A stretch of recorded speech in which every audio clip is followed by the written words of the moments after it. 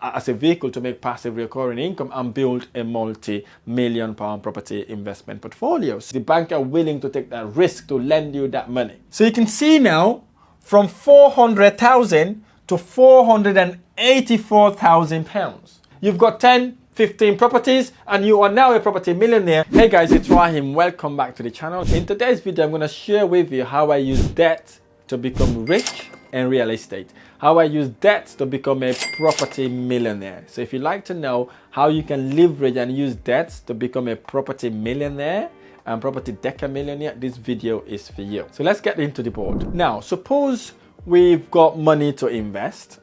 The number one thing about property basically is what I call leverage. Leverage is when you can use people's money in order to build your property portfolio. Okay, very easy to do that if you know what you're doing. So I'm going to share with you, give an idea of what you could do, okay, to make that happen for you, because that's what I've been able to do to build a multi-million pound property portfolio. And I was also able to use the same strategy to help professionals like yourself or people like yourself to use property as a vehicle to make passive recurring income and build a multi-million pound property investment portfolio. So leverage is the one that gives you the opportunity to buy properties without using all your own money, by using OPM, what we call other people's money. And you need to be very, very good in doing that. The first person you want to leverage is your bank. Your bank is the first person you want to go to, because the reason why you want to go to your bank is because the bank are prepared to lend you more money than your family and friends, than any other investors probably out there. So suppose then we went out there, we know what we're doing, we're looking for £100,000 properties. Suppose we even got 100,000. Let's just say we haven't got even £100,000. Let's say we have £100,000 to invest, but because now you watch this video, you're not going to use that £100,000 to go and buy yourself one house. So what you want to do, we're going to go and look for a property, perhaps property that worth £100,000. So we're going to look for a property that worth £100,000. Okay. So once we've got this property that worth £100,000, okay, we like the property, we negotiate, we agree on that price. So what we do at that point, we're going to approach other people. In this case, it's going to be the bank. We can approach the bank and say, hey, Mr. Bank, I've got a property. I want to buy it worth £100,000. I would like you to lend me 75% of the £100,000 in order to buy the house. Some of you may be thinking, this is crazy. How can they lend you 75%? Yes, in the UK, they can lend you up to 75% to buy your property investment. So what the bank will do at that point, they said, okay, fine, not a problem. We can go and revalue this property and see if it's worth £100,000. So what would happen at that point? The bank will send a valuation officer, and that valuation officer will come around, value your property, okay, value your property, right, for £100,000. Okay. So once he's valued that property for £100,000, he will then go back to the bank and say, look, bank, that gentleman is right, the property worth £100,000. So what would happen at that point, right? If you've done your things right and your mortgage broker knows what they're doing, the bank will lend you 75% of the £100,000. So 75% of the £100,000 would be £75,000. Okay?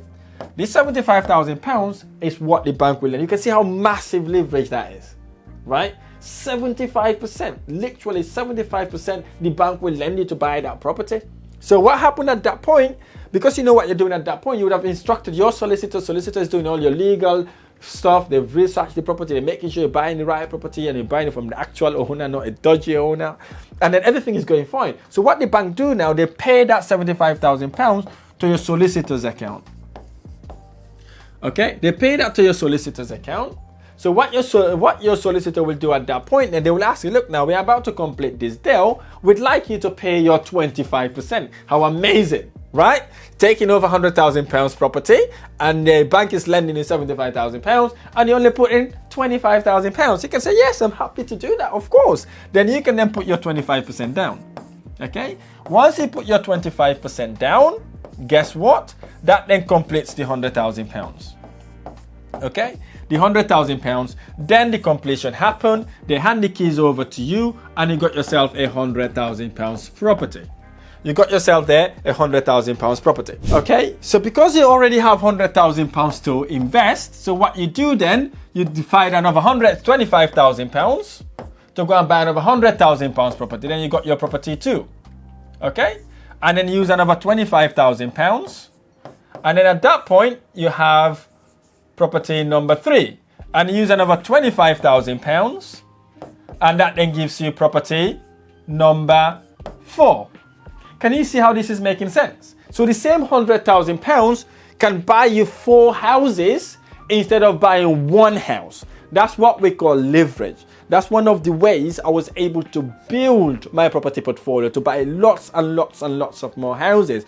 You may be thinking, will the bank allow you 75%? In most instances, if you know what you're doing, you know where to get these properties, and they can generate the cash flow the bank is asking for, they will surely lend you the 75% for each of the properties.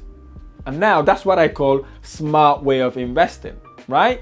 And by the way, property is one of the only vehicle that the bank will lend you money to buy. If you want to buy gold, the bank will say, hey, you go get your money for yourself. If you want to buy stock and shares, bank will say, we're not going to lend you money on this. You go on your own. If you want to buy crypto, the same thing, the bank will not lend you. Okay? The only asset class, one of the only asset class bank can lend you and you can leverage drastically is real estate. Properties. The bank are willing to take that risk to lend you that money.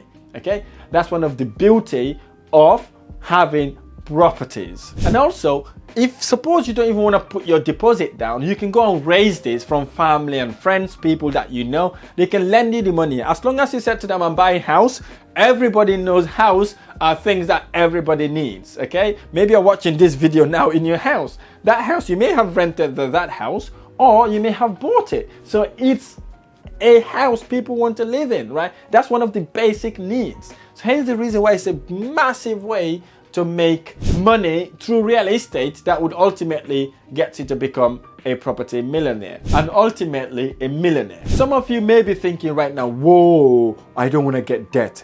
Debt is so expensive. I hear you. Yes, you're taking this debt. I'm going to walk you through a process also how you can get that debt paid for without using your own money either. So let's now talk about debt, because one of the other things also that people are really worried about is what I just said, debt. There are 2 types of debt. We have good debt and a bad debt, okay? Taking a debt to buy properties here is what I call good debt. The reason why it is a good debt is because the properties that you're buying is doing 2 things. Number 1, you're going to be renting them. You're going to be making money out of those properties in order for you to pay for your debt. And you get some change left over, maybe 300 or 400 pounds, whatever that may be for you. And the second thing also why it is a good debt is because property prices goes up in value in the UK. It goes up in value between 8 to 15% in average a year. So you're making money by renting it, and you're also making money by capital appreciation. In contrast, bad debt is anything you buy that doesn't bring you residual income. It doesn't bring you money and it doesn't go up in value, i.e. it is a liability.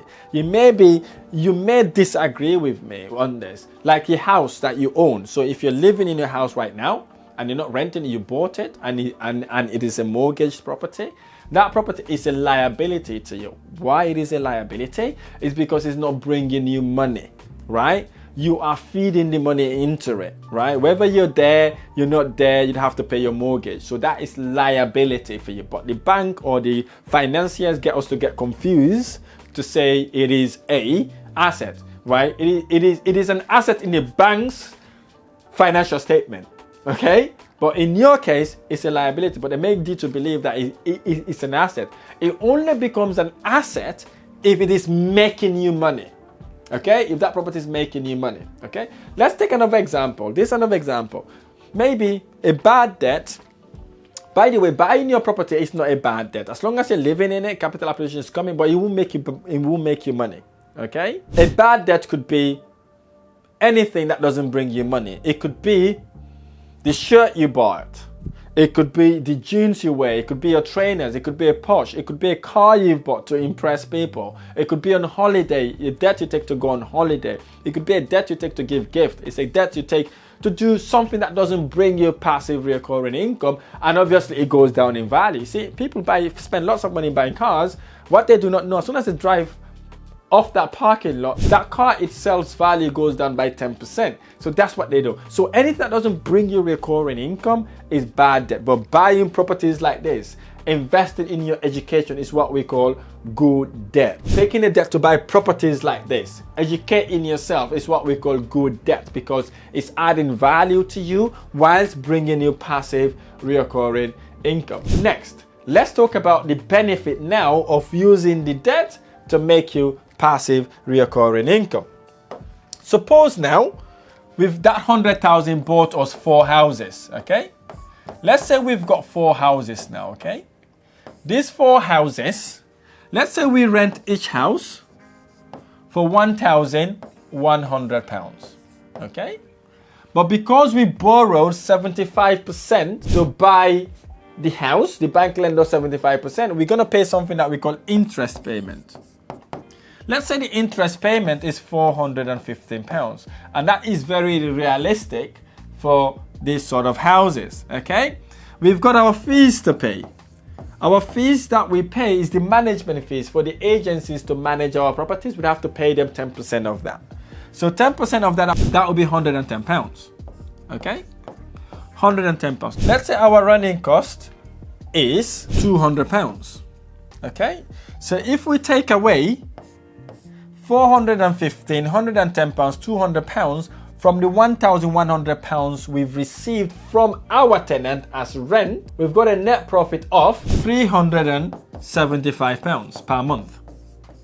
So we would have made that money, okay? However, if we did not use leverage with the £100,000 we had, okay, suppose we did not take any debt, we went on, right, and rent our property, we would have only probably made a net profit of £790, because at that point we're not paying the interest rate there. We're not paying any interest in that property because we own the property outright, right? So you would have made £790, okay? That's your net profit, okay? Because you don't have to incur the interest payment. But the beauty of that, because we're clever, we're buying these houses by using the bank loan, we're able to get 4 houses. So with those 4 houses, if we times that by 4, these properties we would have bought for 25,000, by putting £25,000 down, would have generated us £1,500 per month. So now you can see how leveraging the bank money, knowing how to use debt effectively, can make you serious return on your investment. If you contrast that to 790, if you minus those two, you've got a difference of £710. So in essence, you've made more money here than buying that one single property. And the difference, £710. So that's what you do to make your money work a lot harder, by using the leverage of lending, borrowing other people's money to build your property portfolio. And the beauty of it, as you now know, you're not paying for the debt. Your tenant is paying for the debt.